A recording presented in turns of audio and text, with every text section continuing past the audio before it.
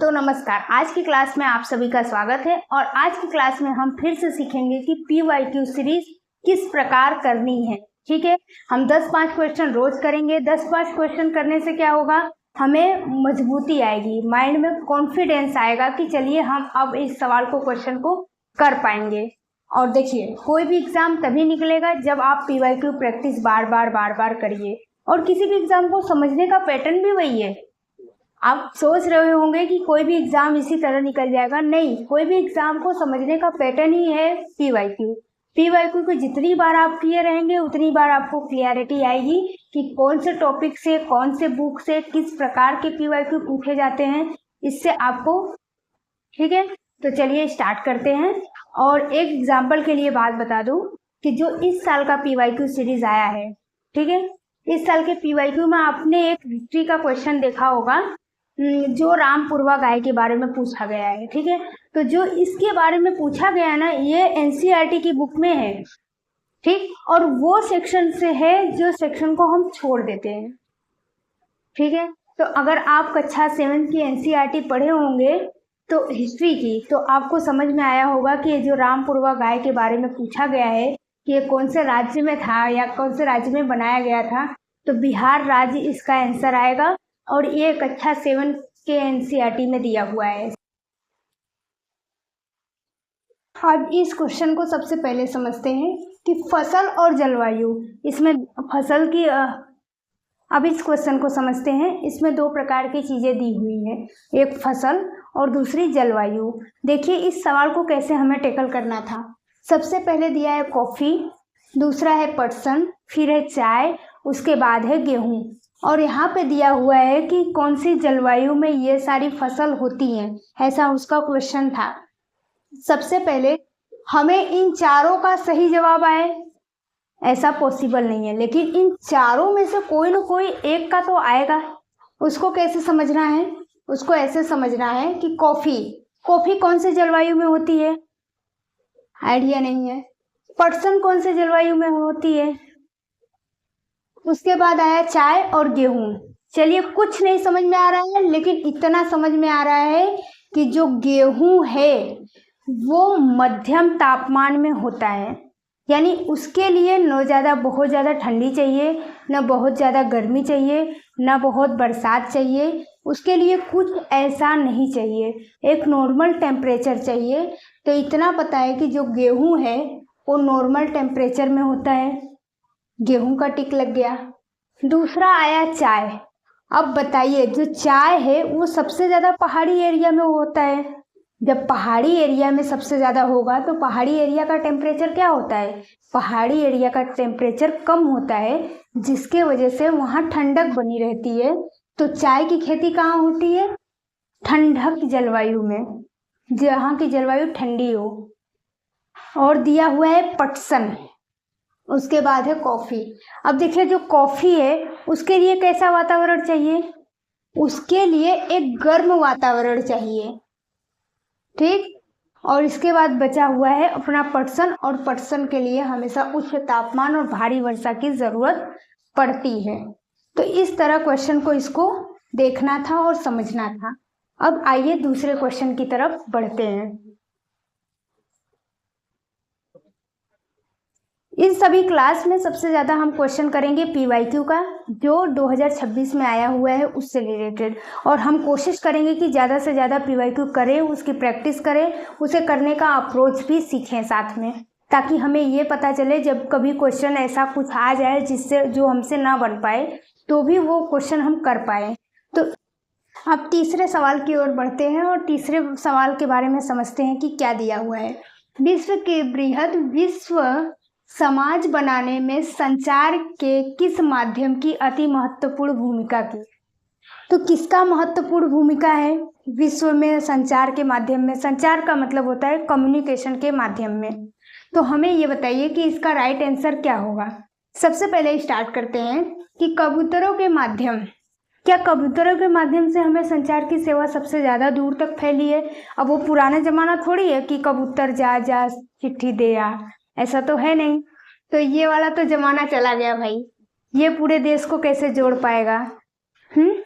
दूसरा आया जनसंपर्क के माध्यम से। क्या एक व्यक्ति से कहेंगे दूसरे व्यक्ति से बात करने के लिए तो क्या ये आसान होगा? ये जनसंपर्क को जोड़ पाएगा? नहीं। एक व्यक्ति जा भी सकता है, नहीं भी जा सकता है, लेकिन वो पूरे वर्ल्ड लेवल पे थोड़ी जा सकता है। तीसरा है डाक सेवा।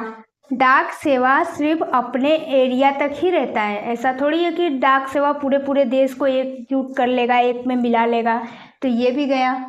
लेकिन हाँ, सैटेलाइट से संचार का माध्यम अति महत्वपूर्ण बन रहा है और रहा है। आगे चल के ये सैटेलाइट के माध्यम से बहुत दूर तक चीज़ों को आज भी कवर किया जा रहा है। आगे चल के क्या, आज भी ये सारी चीज़ों को कवर किया जा रहा है। तो सैटेलाइट जो है सबसे बड़ा जोन कवर करता है, तो इसका आंसर आएगा सैटेलाइट। ओके, अब चलिए चौथे सवाल की ओर। सबसे पहले जो पृथ्वी की पहली परत होती है उसको हम कहते हैं परपटी, और उसको हम स्थल मंडल के रूप में जानते हैं क्योंकि ये चट्टानों एवं खनिजों से बना होता है। इसके पहले ही मैंने बताया, एवं मिट्टी की पतली परत से ढका होता है। बिल्कुल सही, क्योंकि स्थल मंडल जो होता है वो मिट्टी की पतली परत से ढका हुआ होता है। ए भी सही है, आर भी सही है, और ए आर की सही व्याख्या भी करता है। तो इस प्रकार इसका जवाब आएगा। तो आपको क्या करना पड़ेगा, क्योंकि लगाना पड़ेगा। पहले क्वेश्चन पढ़ना है, इसके बाद क्योंकि लगाना है, इसके बाद इसको पढ़ना है, तो आपको समझ में आएगा पढ़ने से ही कि ये सही है कि नहीं है, पता चल जाएगा। ओके, चलिए अब पांचवें सवाल की ओर बढ़ते हैं। पांचवा क्वेश्चन है हमारे पास कि पर्वतों में बहते हुए नदी जलप्रपात बनाती है। जलप्रपात के मुख्य 2 कारण बताइए या चुनिए जिससे बहते हुए जल में क्या होता है, जलप्रपात बनता है। तो सबसे पहले हमें देखना है, नदी पेड़ों के माध्यम से गुजरती है। जो जल है वो नदी पेड़ों के माध्यम से गुजरती है। क्या ये राइट आंसर होगा? सबसे पहले तो पर्वत जो होता है वो कठोर होता है, ठीक।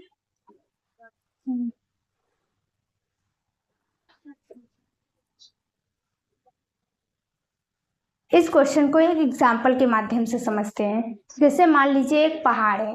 पहाड़ तो नरम होता नहीं है, वो जब भी होता है कठोर होता है, और पानी के प्रवाह को बहुत तेजी से जाने के लिए नरम पत्थर की तो जरूरत पड़ती नहीं है, उसके लिए कठोर पत्थर की जरूरत पड़ती है। और इस क्वेश्चन में, इस ऑप्शन में इसी प्रकार से ऑप्शन दिया हुआ है। तो चलिए समझते हैं बारी बारी करके। नदी पेड़ों के माध्यम से गुजरती है।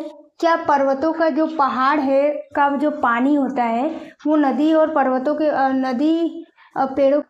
नदी कठोर सैलों के ऊपर बहती है? हाँ, ये हो सकता है, क्योंकि जो नदी होता है वो कठोर सैल के ऊपर, कठोर पत्थर के ऊपर बहती है। अगर वो कठोर पत्थर के ऊपर ना बहे तो नीचे का जो जमीन होता है, जो पत्थर होता है, जो नरम होगा, उसको तो बहा ले जाएगी। तो उसको बहने का एक माध्यम चाहिए, तो वो माध्यम कैसा होना चाहिए, कठोर होना चाहिए। तो ये वाला सही ऑप्शन हो गया।